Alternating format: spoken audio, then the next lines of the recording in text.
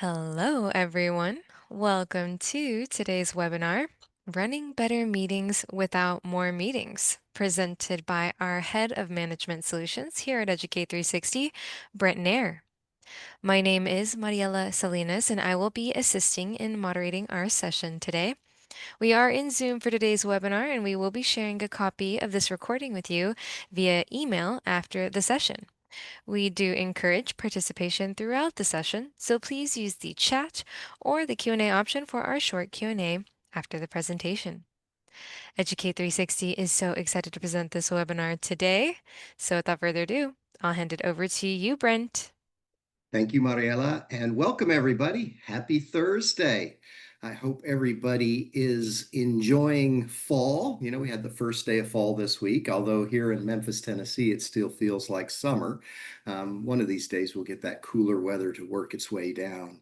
But I'm so glad to be with you all today, especially with this topic, running better meetings without more meeting, or it should be meetings. Either way, if you've been in the webinars for the past several months that I've been hosting, you've had an opportunity to hear and to know that project management, I believe, is a relational focused activity, not just transactional, not just schedules, not just budgets, not just updates, not just KPIs, but it's relational.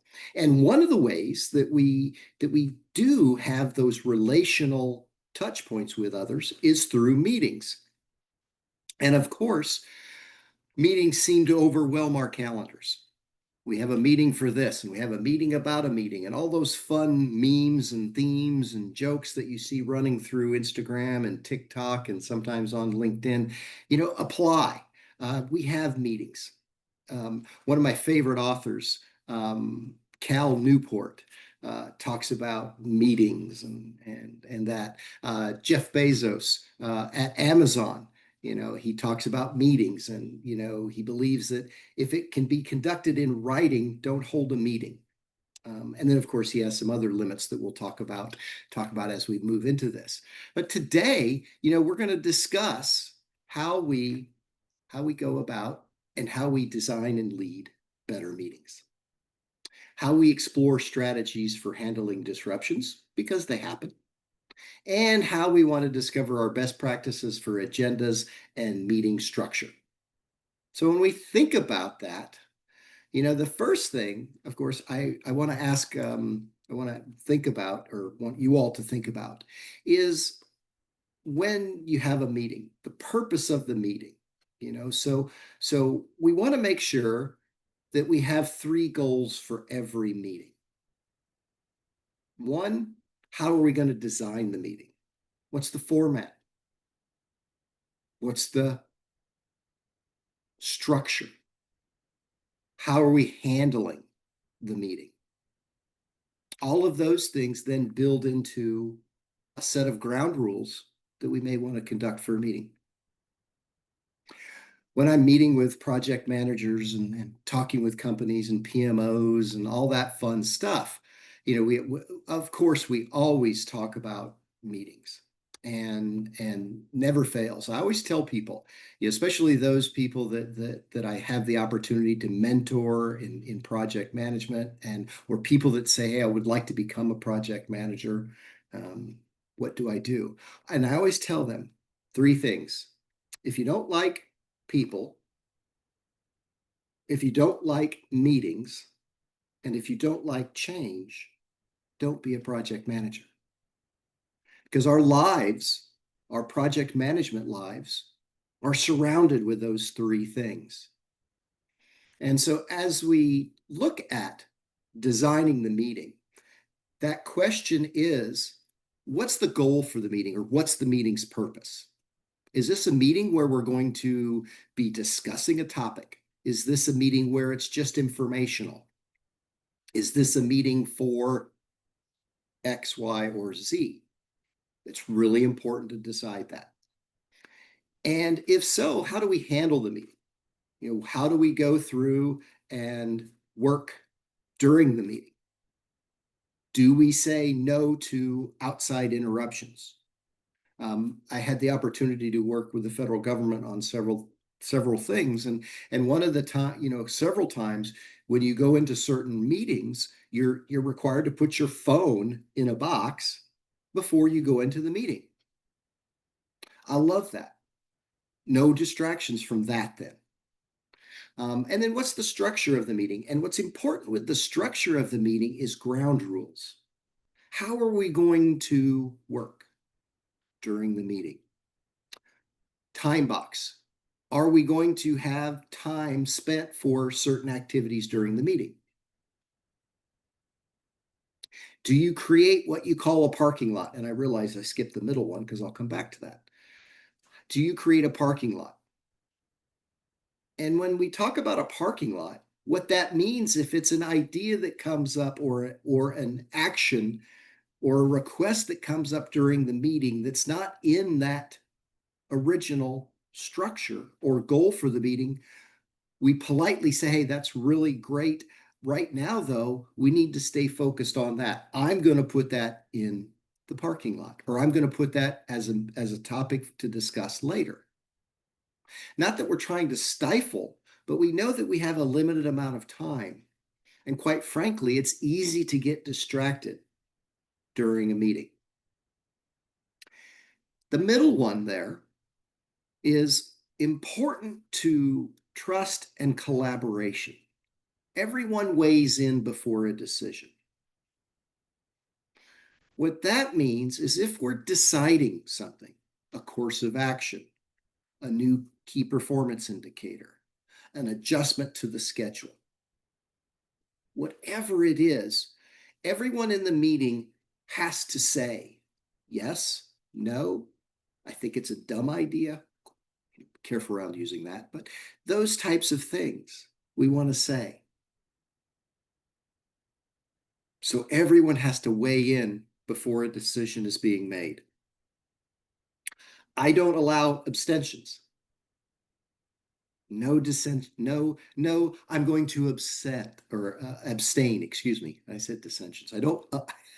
I don't allow people to abstain from making a decision.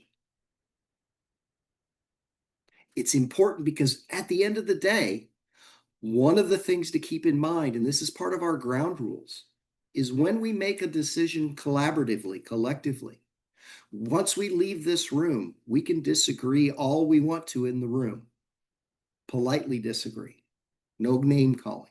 But if we disagree, it stays in the room within this Faraday box, and we don't take that outside of the room. So we are a united approach. I want to be careful about that. So keeping up your goals and norms, it's really important for that to be set. I've worked with organizations where every meeting, they have their agenda. They post the agenda either virtually or in person. If you're in person, they put it up on a slide.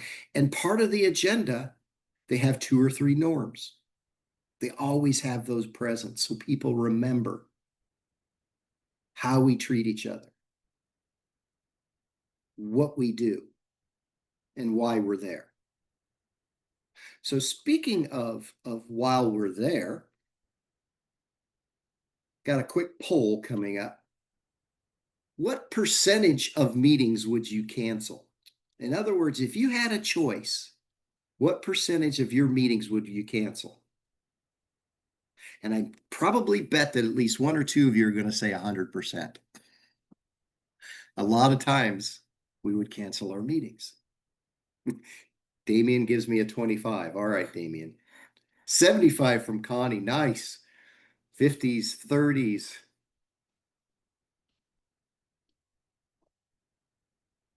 Yeah. Oh, 80%. Way to go, Stephen. All right. Well, thank you all for participating. Keep flooding them in if you haven't had a chance to. I don't want to stifle that.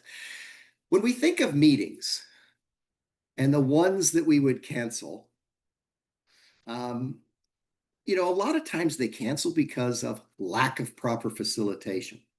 The person that's supervising, that's facilitating the meeting, lets it run to a tangent. or utter chaos or any one of those. Or you get together and no decision is made. I can remember when I started my career as a project manager, we would have weekly status meetings. And I was just like, oh my gosh, everyone would go around the room and talk about what they worked on this week. Now, if it were an agile daily stand-up, that would be different. But this was not. And so the whole meeting, 40 minutes of an hour meeting was spent with people talking about what they worked on. I believe that that type of communication can be better handled in a written format. So when I run meetings, when I run project meetings, we have a status report that is due every Friday, every Monday, depending upon who I'm working with, every Friday or Monday. I take that and then I collate it and put it into one status report that's emailed out to everyone. So when we get together for our meeting, we actually are talking about issues. We're actually talking about risks. We're actually talking about roadblocks. Again, similar to an agile stand-up, but in a greater context, and greater by time, I mean.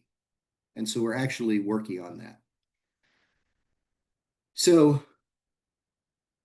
we take that opportunity to remove that time. And if there are decisions to be made, those decisions are pre-identified in an agenda. Always have an agenda for my meetings. Always send the agenda out at least a couple days ahead of time. I never want anyone to be blindsided by a topic in the meeting. I know I've had that happen to me, and I was not prepared. And so I looked like I didn't know, when in fact I was trying to recall and I just couldn't remember certain things. So keep that in mind.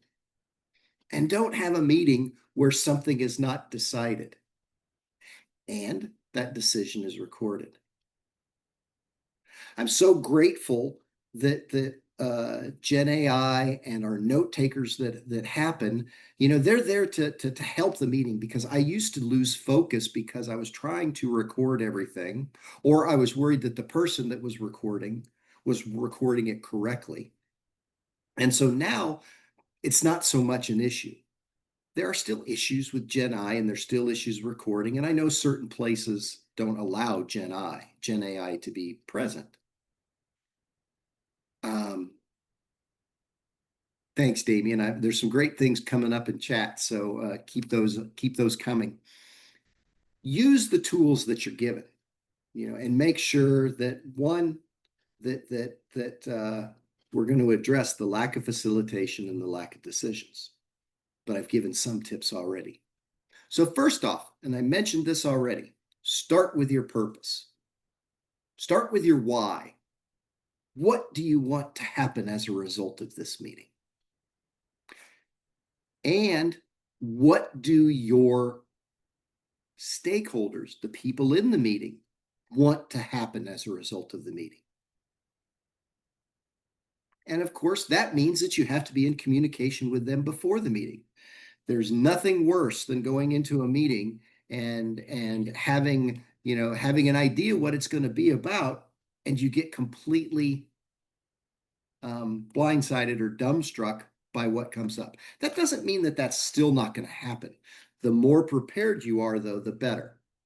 So if we start with our purpose, we know that the topics are going to lead to decisions or outcomes.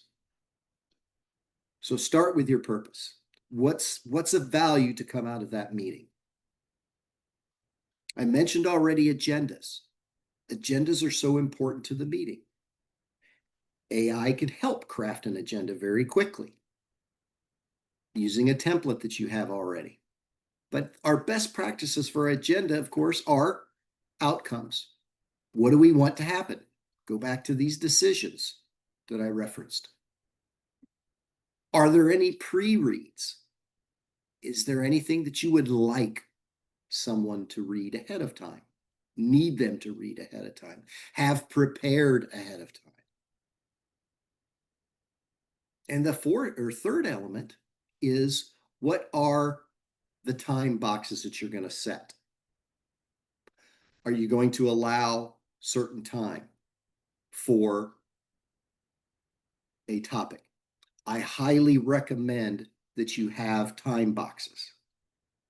Not because you're a micromanager, and not because you're trying to control. It's because people know that if there's a time box, I have to be brief. And if I know ahead of time how long there is, then I know I need to prepare some brief comments. And if I don't have my pre-reads, I won't be able to. And then lastly, make sure you identify who are the owners of the topics, the discussion items, maybe the pre-reads. Who are the owners? Who's going to be the person making the pitch, making the talk? Keep in mind that as you get thinking about the time boxes, as it gets close, it's always good to say, hey, I appreciate this discussion. Everybody's doing great. We want to maybe start to wrap it up and figure out what our decision is going to be. Um, if you haven't had the opportunity, I highly recommend that you read Patrick Lencioni, Lencio, Lencioni, Ioni, and he's got a really good short book. It's called Death by Meetings, and it talks about meeting structure, and it talks about how to have a cadence of, you know, weekly meetings, monthly meetings, quarterly meetings, and what they are. He writes in a story format, so he has a couple of he has that's a good book. He also has several good books, and I highly recommend Patrick Lencioni. And one of the things that he talks about in meeting, death by meeting, is flow, structured flow. Keep the focus. My job as the meeting facilitator is to keep the focus. Start with the opening. Why are we here? What are we going to discuss? Framing. Frame the issue, frame the decision that needs to be made. Do as best as you can not to uh, color or let your opinion come out during the framing. You can talk about it when you do have an idea. Give people an opportunity to diverge if necessary. Maybe break into one or two small groups if necessary, or come back and then converge back. Give people an opportunity to think about something. And then what are the next steps? Action items. Who's going to do what? So that can happen for the whole meeting, or that can happen each section of the meeting. Open, frame, diverge if necessary, come back together, and next steps. Now, along with keeping a structured flow and the focus on the meeting, of course, is your facilitation. Opening and ending points. What are we doing while we're here? What's the decision? Rounds of discussion.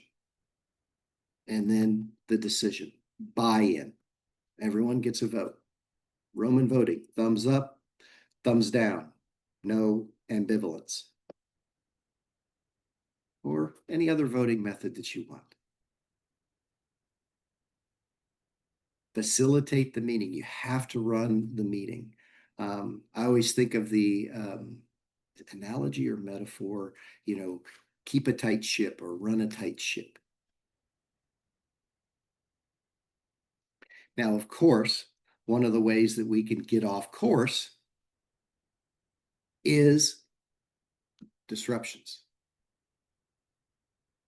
side talk.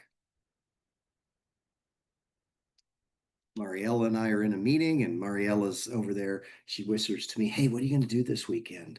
We're thinking about going to the uh, Chili Pepper Festival. You guys want to go? So we've got these side conversations.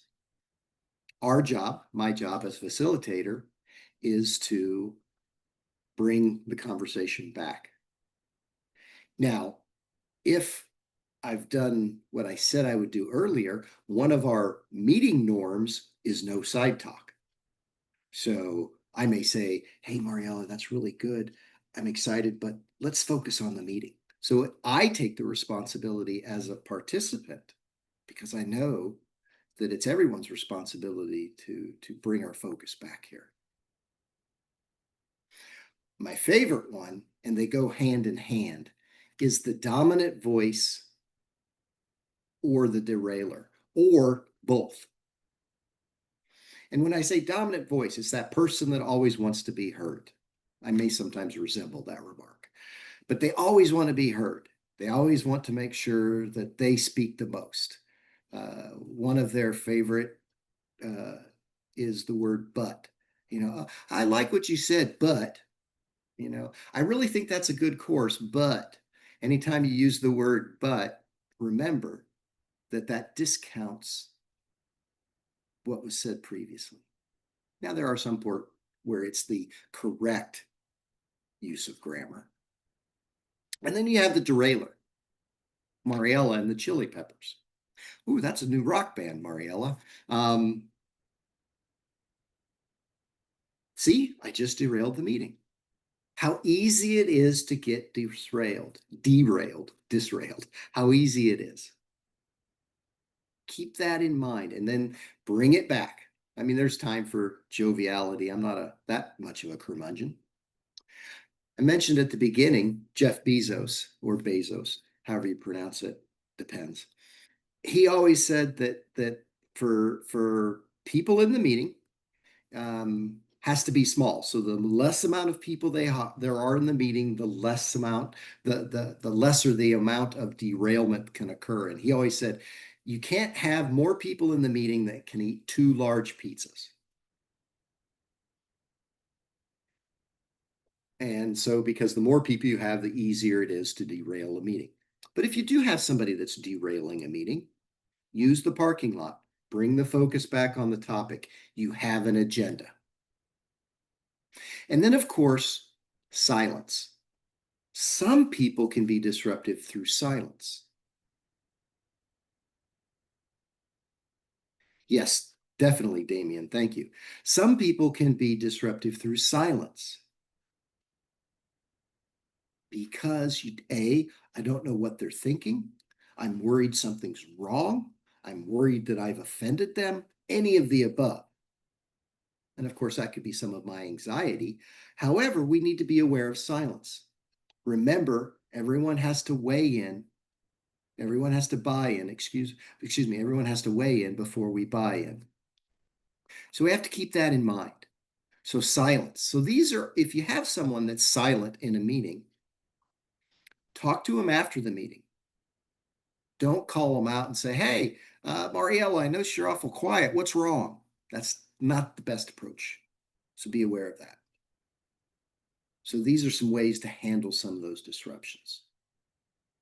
Now, decide and follow up. At the end of the meeting, make sure that you make a decision, make sure you record the outcome, and then send a recap email. Who's responsible for what? When's it due by? And are there any follow-ups? Or whatever items you deem necessary. Remember that this is a surefire way not to come into the meeting the next time. And who remembers what we talked about 2 weeks ago? Or who remembers what we talked about last week? So send a little recap. Make sure you highlight, use colors, whatever you have to do for decisions, etc. So just like a meeting, we are at our point where we're wrapping up this meeting. I don't think there's any decisions that are going to be made. However, I want to open it up to questions.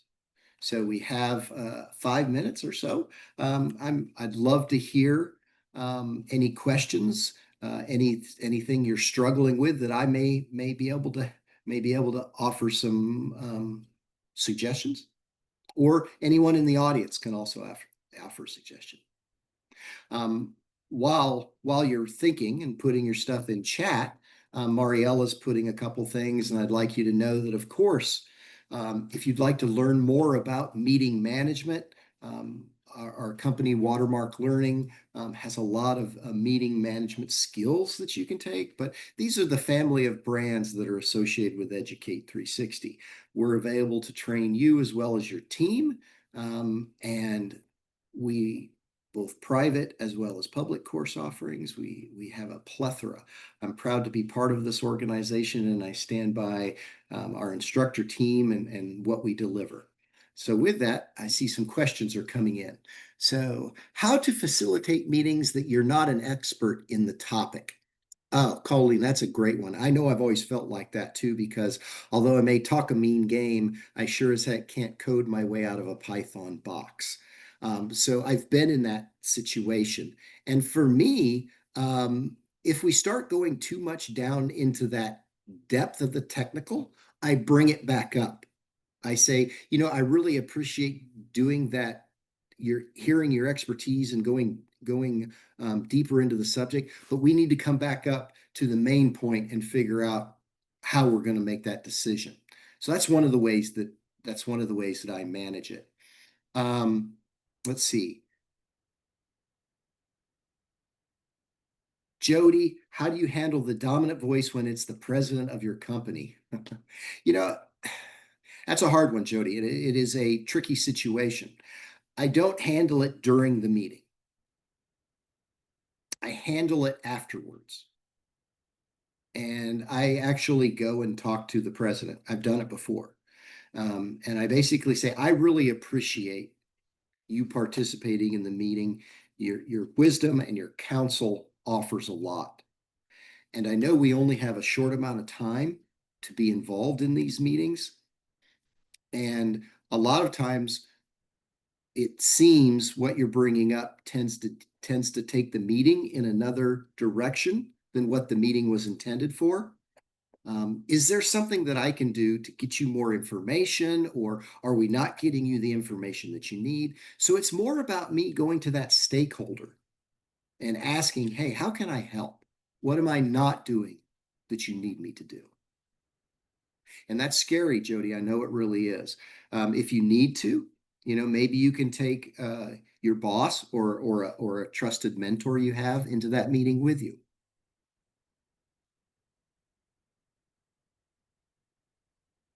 How do you manage a solid 20 hours of meeting every week and still keep up with a heavy workload? I wish I had a great answer for that. First thing that I do is I take care of myself. I block time on my schedule. I do a time block method where I block time so I can do my work. Any of my action items or to-dos are blocked off on my schedule so I don't have meetings. I find out how many of those meetings the 20 hours of meetings that I'm in, how many of those do I really need to always be in? Can I attend um, post meeting by reading the agenda, the minutes, and things of that nature?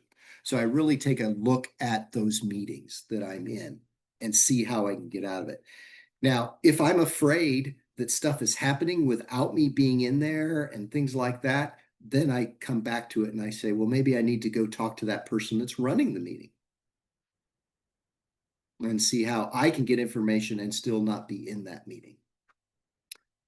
I think a lot of it is trying certain things, Caitlin, and seeing which ones work. You're welcome, Colleen. Thank you all, and thank you all very much for being with us today. I've enjoyed it. And next month we are going to have one related to the PMO office, Project Management Office. So I hope to see some of you there as well.